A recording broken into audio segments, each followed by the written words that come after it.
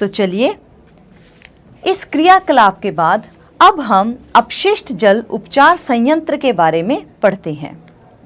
अपशिष्ट जल के उपचार में भौतिक, रासायनिक और जैविक प्रक्रम सम्मिलित होते हैं जो जल को संदूषित करने वाले भौतिक, रासायनिक और जैविक द्रव्यों को पृथक करने में सहायता करते हैं।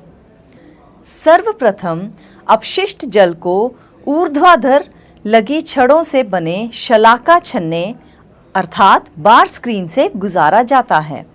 इससे अपशिष्ट जल में उपस्थित कपड़ों के टुकड़े, डंडियां, डिब्बे, प्लास्टिक के पैकेट, नैपकिन आदि जैसे बड़े साइज के संदूषक अलग हो जाते हैं। अब वाहित अपशिष्ट जल को ग्रिट और बालू अलग करने की टंकी में ले जाया जाता है। इस टंकी में अपशिष्ट जल को कम प्रवाह से छोड़ा जाता है, जिससे उसमें उपस्थित बालू, ग्रिट और कंकड़ पत्थर उसकी पेंदी में बैठ जाते हैं। फिर जल को एक ऐसी बड़ी टंकी में ले जाया जाता है जिसका पेंदा मध्य भाग की ओर ढलान वाला होता है। जल को इस टंकी में कई घंटों तक रखा जाता है, जिससे मल जैसे ठोस उसकी तल के मध्य भाग में बैठ जाते हैं। इन अशुद्धियों को खुरचकर बाहर निकाल दिया जाता है। यह आपंक अर्थात स्लज होता है। आपंक को एक पृथक टंकी में स्थानांतरित किया जाता है, जहां यह अवायवीय जीवाणुओं द्वारा अपघटित हो जाता है। इस प्रक्रम में उत्पन्न होने वाली बायोगैस का उपयोग ईंधन के रूप में अथवा विद्युत उत्पादन के लिए किया जा सकता है। अपशिष्ट जल में तैरने वाले तेल और ग्रीस जैसी अशुद्धियों को हटाने के लिए अपमथित्र स्किमर का उपयोग किया जाता है। इस प्रकार साफ किया गया जल निर्मलीकृत जल कहलाता है।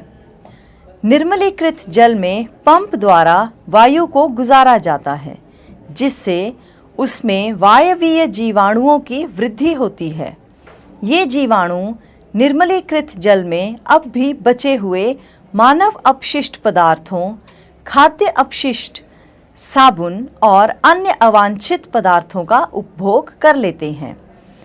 अब शीर्ष भाग से जल को निकाल दिया जाता है।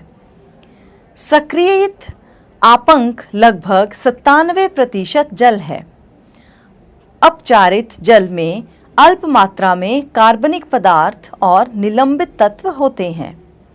इसे समुद्र, नदी अथवा भूमि में विसर्जित कर दिया जाता है। प्राकृतिक प्रक्रम इसे और अधिक स्वच्छ कर देते हैं। कभी कभी जल को वितरण तंत्र में निर्मुक्त करने से पहले उसे क्लोरीन अथवा ओजोन जैसे रसायनों से रोगाणु रहित कर लेना आवश्यक होता है। स्वच्छता और रोग। स्वच्छता की कमी रोगों का कारण है। रोगों का अन्य कारण खुले में वाहित मल का प्रवाह और वाहित मल की व्यवस्था में कमी भी है। खुले स्थानों और जल स्रोतों के निकट मल त्याग करने से जल दूषित हो जाता है और इस दूषित जल में हैजा, टाइफॉइड, पोलियो, मेनिंजाइटिस, हेपेटाइटिस और पेचिस जैसे रोग फैलते हैं। अच्छी गृह व्यवस्था बनाए रखने की प्रक्रिया। विशिष्ट पदार्थों और प्रदूषकों को उनके स्रोत पर ही कम करने अथवा हटा देने की एक विधि इस बात के प्रति सचेत रहना है कि आप नालियों में किस प्रकार के पदार्थ बहा रहे हैं। खाना पकाने के तेल और वसाओं को नाली में नहीं बहाना चाहिए। ये पाइपों में कठोर पदार्थों की परत जमाकर उन्हें अवरुद्ध कर सकते हैं। खुली नाली में वसा मृदा के रंध्रों को बंद कर देती है, जिससे उसकी जल को फिल्टर करने की प्रभाविता कम हो जाती है। तेल और वसाओं को कूड़ेदान में ही फेंकें। पेंट, विलायक, कीटनाशक, मोटर तेल, औषधियाँ आदि रसायन उन सूक्ष्म जीवों को मार सकते हैं जो जल के शुद्धिकरण में सहायक होते हैं, इसलिए इन्हें नाली में मत बहाइए। प्रयुक्त चाय की पत्ती बचे हुए ठोस खाद्य पदार्थ, मृदु खिलौनों, रुई, सैनिटरी टॉवल आदि को भी कूड़ेदान में ही फेंका जाना चाहिए। ये नालियों को अवरुद्ध कर देते हैं। ऐसे अपशिष्ट ऑक्सीजन का मुक्त प्रवाह नहीं होने देते हैं, जिससे निम्नीकरण का प्रक्रम बाधित होता है।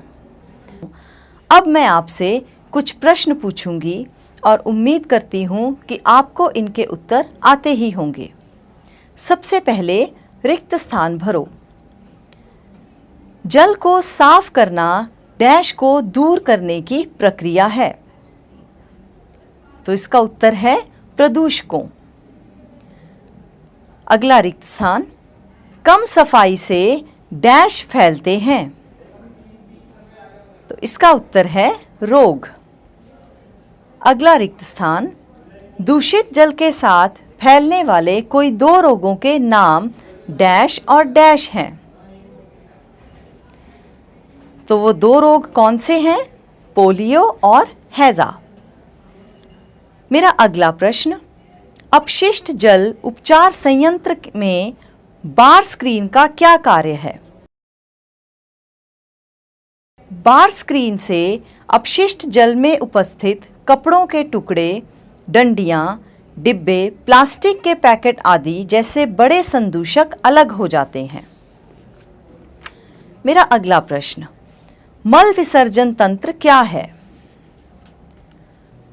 मल विसर्जन तंत्र भूमि के अंदर छोटे और बड़े पाइपों का एक जाल है जो वाहित मल को उसके निपटान के स्थान तक ले जाता है।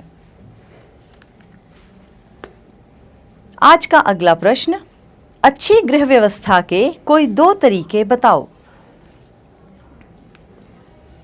तो अच्छी गृह व्यवस्था का पहला तरीका है, खाना पकाने के तेल को नाली में नहीं बहाना चाहिए।